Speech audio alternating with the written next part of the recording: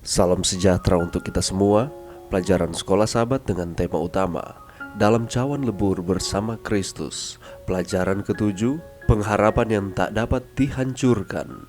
Senin, 8 Agustus. Siapakah Bapa kita? Oswald Chambers menulis, "Sudahkah Anda bertanya kepada Allah apa yang akan Dia lakukan? Dia tidak akan pernah memberitahumu.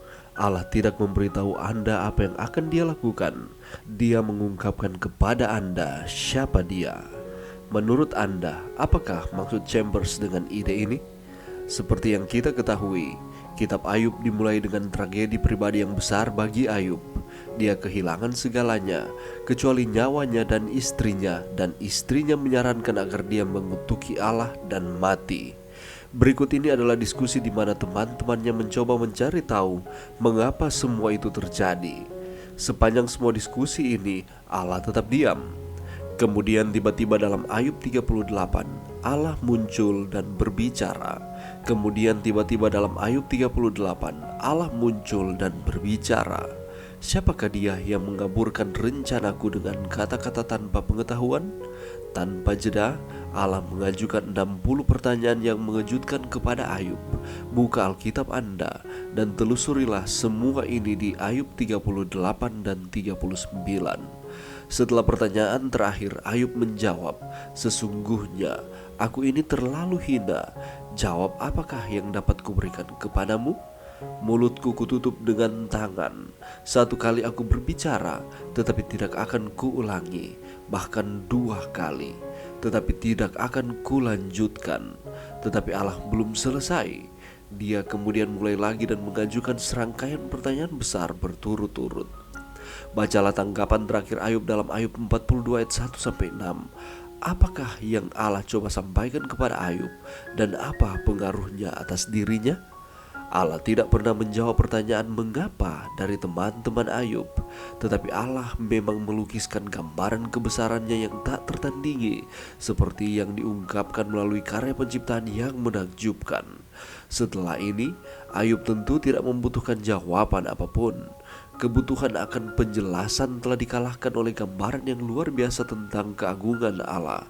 Kisah ini mengungkapkan paradoks yang menarik.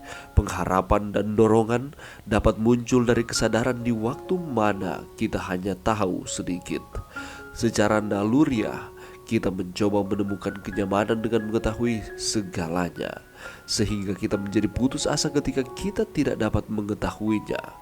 Tetapi terkadang Allah menyoroti ketidaktahuan kita, sehingga dengan itu kita boleh menyadari bahwa pengharapan manusia dapat menemukan keamanannya hanya dalam oknum yang jauh lebih besar daripada diri kita sendiri.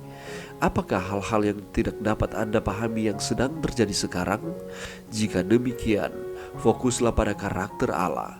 Bagaimanakah melakukan hal itu dapat memberi Anda pengharapan bahwa Anda perlu bertahan melalui apa yang saat ini tidak dapat dipahami? Pelajaran yang bisa kita dapatkan pada saat ini, Ayub adalah seorang yang setia kepada Tuhan. Ia adalah saleh dan jujur dan takut akan Tuhan serta menjauhi kejahatan. Kita tahu bersama bagaimana Ayub dicobai oleh setan dan Allah mengizinkan setan untuk mencobai Ayub. Kesusahan demi kesusahan terjadi di dalam kehidupannya. Ia diizinkan untuk mengalami penderitaan yang sungguh luar biasa di dalam kehidupannya. Dan pada akhirnya yang tertinggal hanyalah istrinya. Bahkan sahabat-sahabatnya meninggalkan dia. Tetapi istrinya, ia mengatakan bahwa lebih baik engkau mengutuk Allahmu dan setelah itu lebih baik engkau mati. Itulah sebabnya oleh karena penderitaan yang sungguh berat yang harus dialami oleh Ayub, sehingga Ayub seakan-akan mempertanyakan mengapa hal ini terjadi di dalam kehidupannya.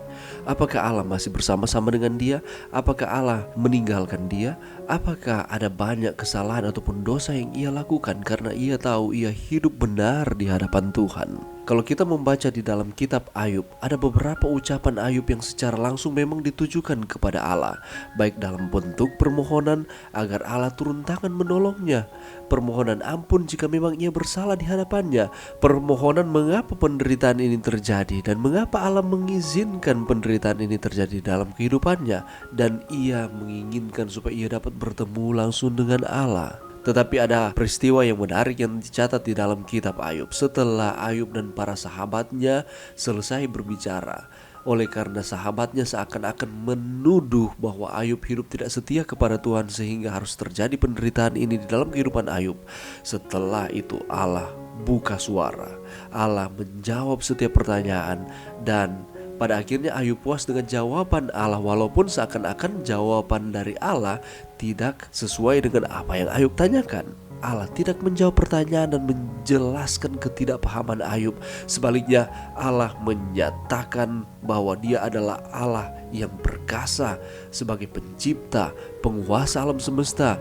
Dia berkuasa atas segala sesuatu, baik laut, darat, cuaca, langit, bintang-bintang, dan lain sebagainya. Dia juga berkuasa atas segala binatang yang ada, khususnya binatang liar dan binatang udara. Tetapi anehnya, setelah Ayub mendengarkan penjelasan Tuhan mengenai kemahakuasaan Allah ini, Ayub sadar sehingga ia memohon maaf atas kurang percayaannya kepada Tuhan. Dan dia berjanji dia tidak akan mengulangi akan kesalahannya dalam berbantah-bantah dengan Allah. Dari pengalaman Ayub ini kita bisa belajar kebaikan Tuhan di dalam kehidupan kita. Allah mengasihi kita, tidak pernah meninggalkan kita. Bapa Surgawi selalu memperhatikan keberadaan saudara dan saya. Ketika kita diizinkan mengalami tantangan kehidupan, masalah yang datang silih berganti, Allah tidak tidur. Dia memperhatikan kita dan Dia menyediakan jalan keluar yang terbaik di dalam setiap kehidupan kita. Mari berdoa. Terima kasih Tuhan atas firman-Mu pada saat ini. Kami sadar Tuhan ada banyak hal yang kami tidak pahami di dalam dunia ini yang sedang terjadi di dalam kehidupan kami. Bantu kami Tuhan untuk terus meyakini bahwa ada Bapa yang di sorga yang mengasihi kami, yang terus memperhatikan kami. Ini doa kami di dalam nama Yesus. Amin.